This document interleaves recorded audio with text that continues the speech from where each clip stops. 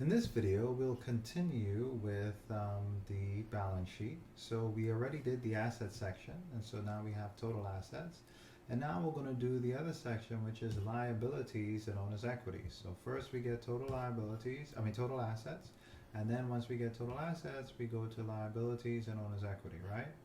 So we again divide, just like we took assets and we had current assets and then plan assets, the same thing with liabilities, right? We have current liabilities and long-term liabilities. Again, current liabilities are 1 year or less, long-term liabilities more than a year, right? So we're going to look for accounts payable. So we go over to the accounts payable section, and I'm just going to put in 200,000. Then we go to interest payable, and I'm going to interest payable for 40,000. I'm going to put that in. And then utilities payable, right? Utilities payable is 50,000.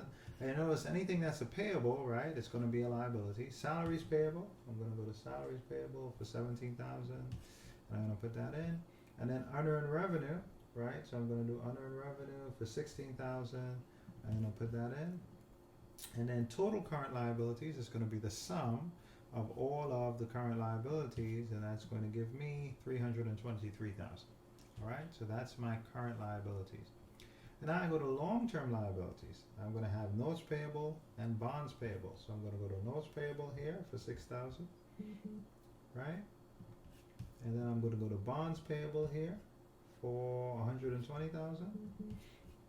And then I'm going to add these two together, and that's going to give me 126,000. So now I want total liabilities. Total liabilities is total current liabilities plus total long-term liabilities.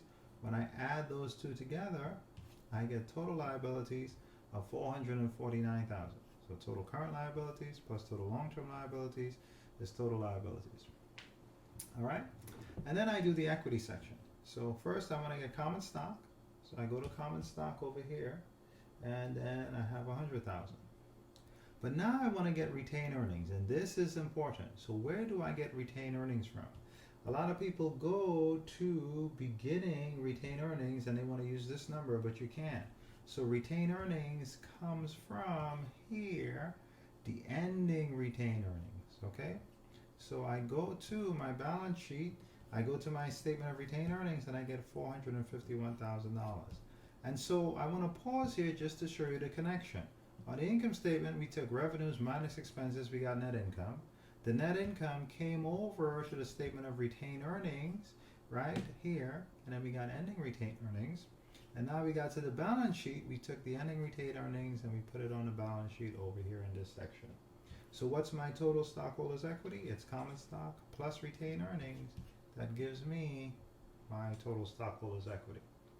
And now I want total liabilities and stockholders' equity. What's total liabilities and stockholders' equity? Here's my total liabilities here for 449,000.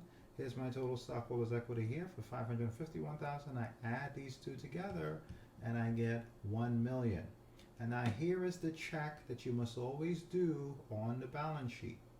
I'm going to look for my total assets, which is 1 million. My total assets must equal my total liabilities and stockholders' equity. These two must always be equal.